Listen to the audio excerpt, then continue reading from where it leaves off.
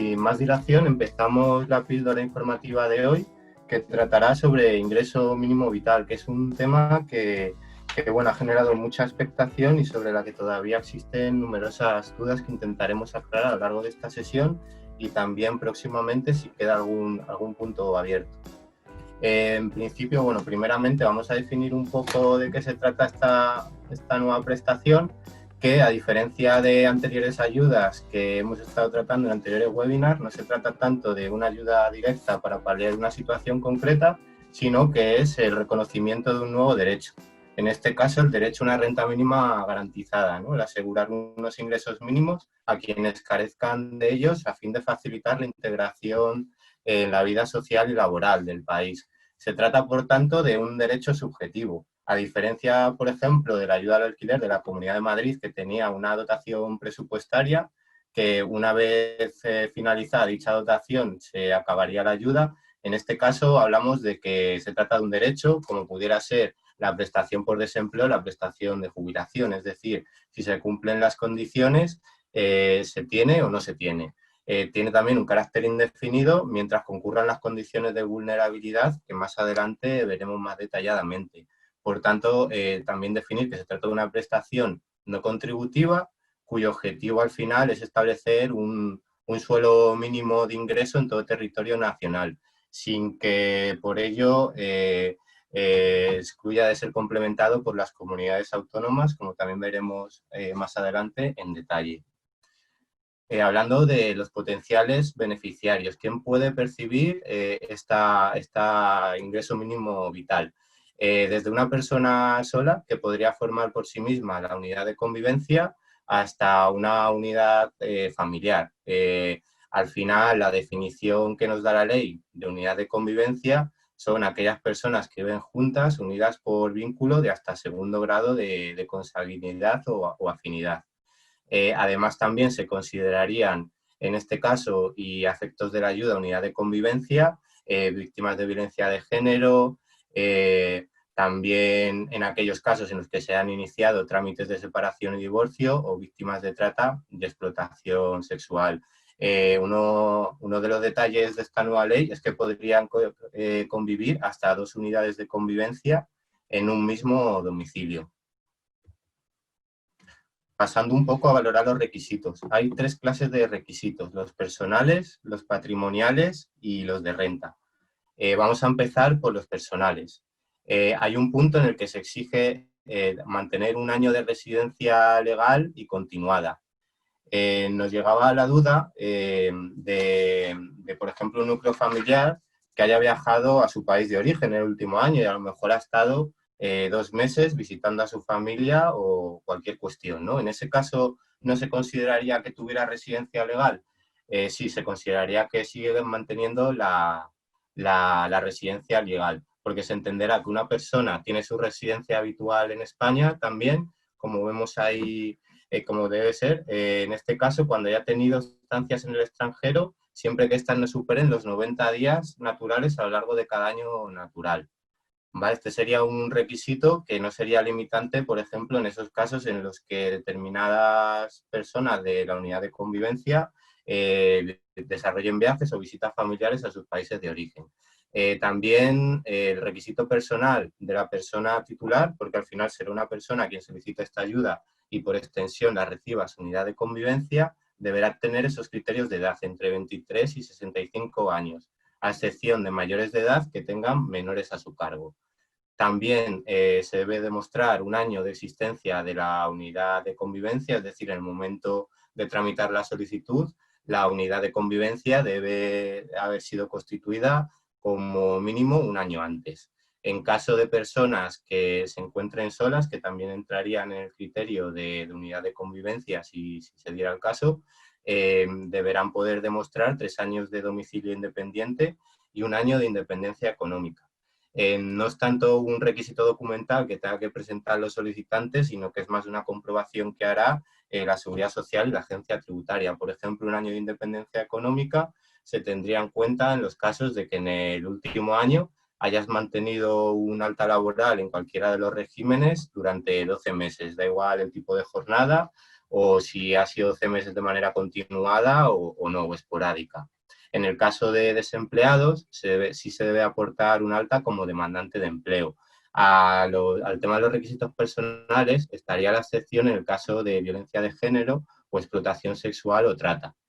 También hay una serie de requisitos patrimoniales que viene a ser, bueno, unos límites que no se deben superar. En el caso de una persona sola estaríamos hablando de los 16.614 euros y en el caso de que hubiera más personas en la unidad de convivencia, por cada una de esas personas se añadirían 6.645 euros. A tener en cuenta siempre el patrimonio neto sin contar la vivienda habitual, es decir, a efectos de esta ayuda a la hora de contabilizar el patrimonio, si la vivienda habitual fuera en propiedad, no se contabilizaría de cara a esta ayuda. También tener en cuenta eso, que si se tiene otro tipo de bienes, contar solo el patrimonio neto, que el patrimonio neto es el valor del bien menos las deudas que recaigan sobre el mismo.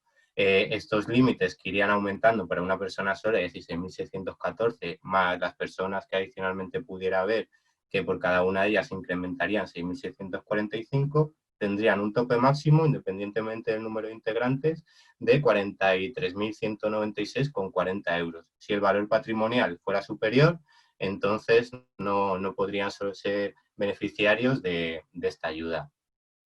En cuanto a documentación, para acreditar la identidad, valdría con el DNI, libro de familia. Para acreditar la unidad de convivencia, certificado de empadronamiento, libro de familia y, en su caso, certificado de registro civil o inscripción en el registro de parejas de hecho. Para acreditar el domicilio y la constitución también que puede ser demostrada vía certificado de empadronamiento de la propia unidad familiar que tiene más de un año, o mediante el libro de familia, pero el certificado de empadronamiento también se podría justificar, también se justificaría en este caso el domicilio. La residencia legal en España, pues hay varios documentos en función también de la nacionalidad. Sí. Manu, un segundito. Nos Sí. piden a ver si puedes ir un pelín más despacio. Sí, claro. ¿Vale? Gracias. Vale. Voy a ir hablando un poquillo más despacio. Vale. En cuanto a los criterios de residencia legal, lo que decía, bueno, puede haber varias condicionantes, que sea ciudadano de la Unión Europea o no. En ese caso, bueno, habrá diferente exigibilidad. Os pasaremos al finalizar la sesión o mañana más tardar una ficha completa donde también vendrá la solicitud del ingreso mínimo vital. Y en la solicitud hay un anexo donde te detalla explícitamente toda la documentación. Aquí la hemos resumido en base a esos 3 puntos: inscripción en el Registro Central de Extranjeros, tarjeta familiar de ciudadano de la Unión Europea, autorización de residencia.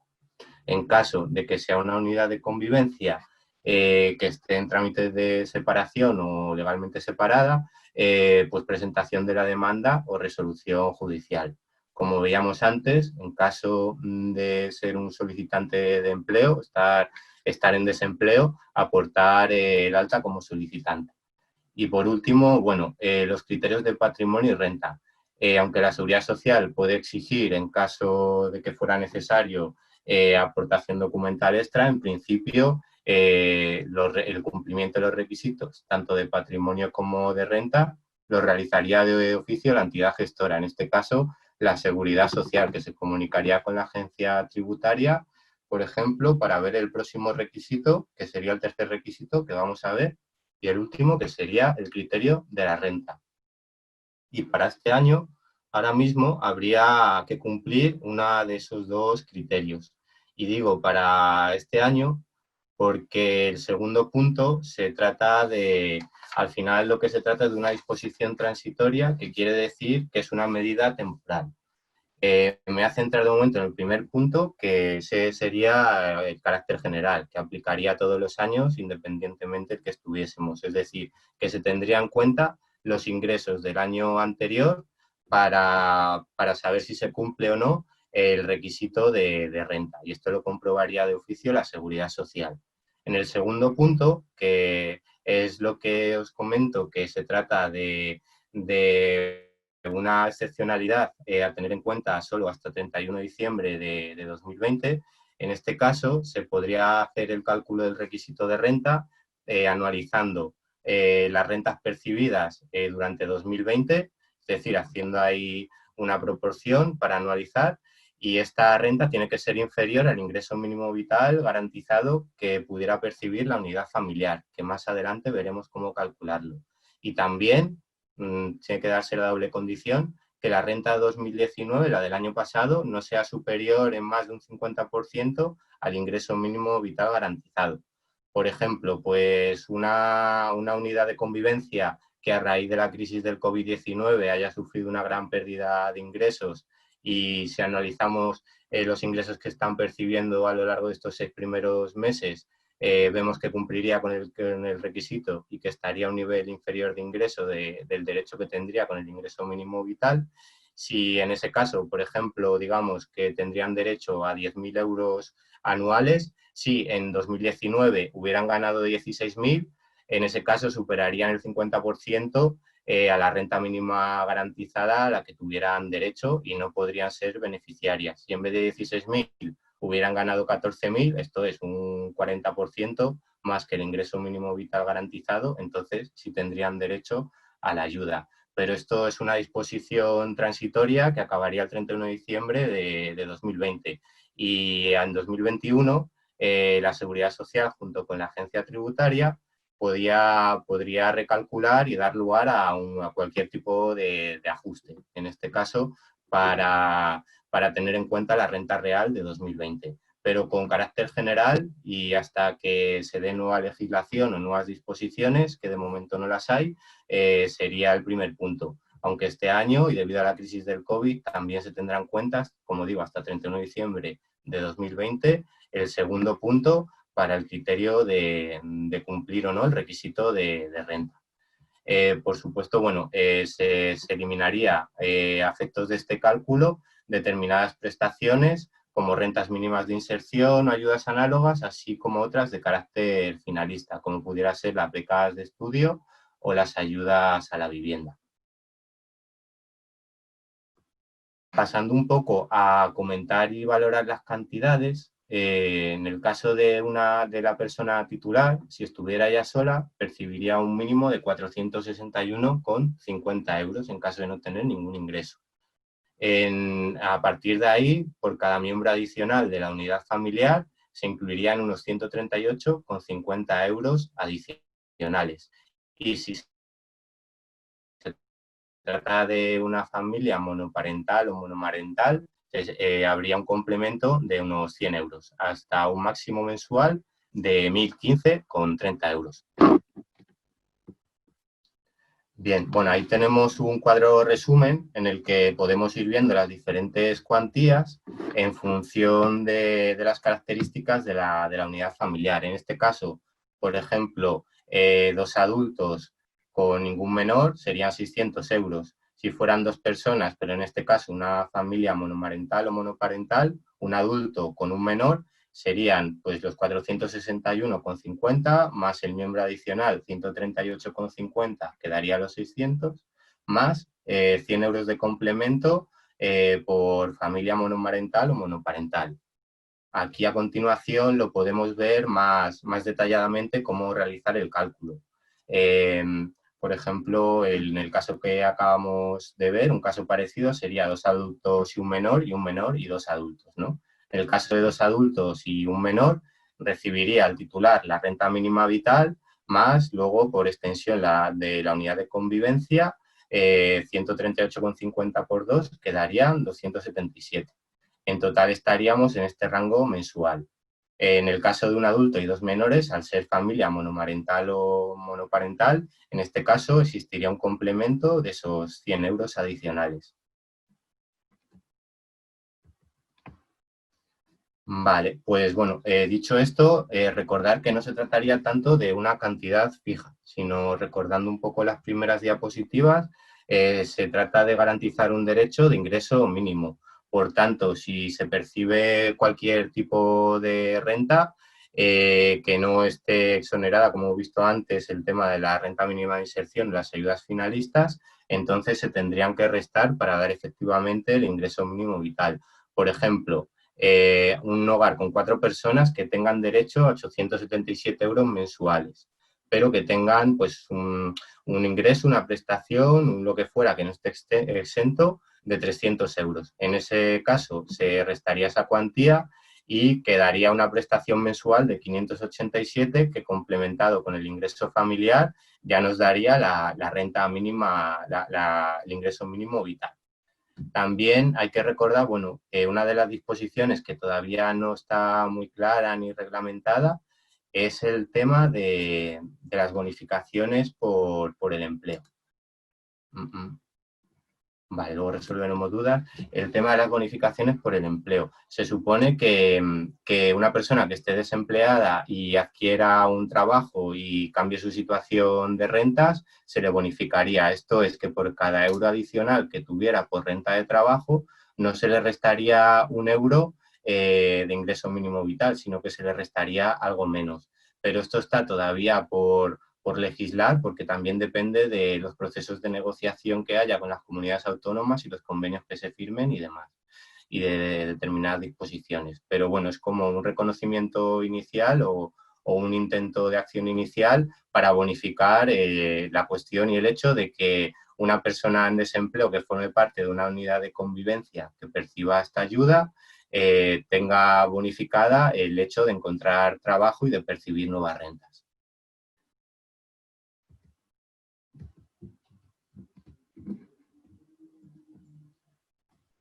Vale, ¿cómo se puede solicitar? El plazo de solicitud se abriría a partir del 15 de junio de 2020. Todas las solicitudes presentadas en los 3 primeros meses, esto es hasta el 15 de septiembre, tendrán efectos retroactivos desde el 1 de junio. Esto es, empezarían a cobrarse o se reconocería el derecho a partir del 1 de junio. También se comentaba que durante el mes de junio se actuará de oficio para que 100.000 hogares reciban el ingreso mínimo vital, sin que sea preciso solicitarla, aunque no se ha detallado qué tipo de hogares serían. Sí se ha detallado más o menos las previsiones que se tienen, que es que el ingreso mínimo vital afectaría entre 600.000 y 850.000 hogares. Y se cobraría, eso sí, mensualmente en 12 pagas. Se puede solicitar vía telemática a través de la propia web de la Seguridad Social con y sin clave.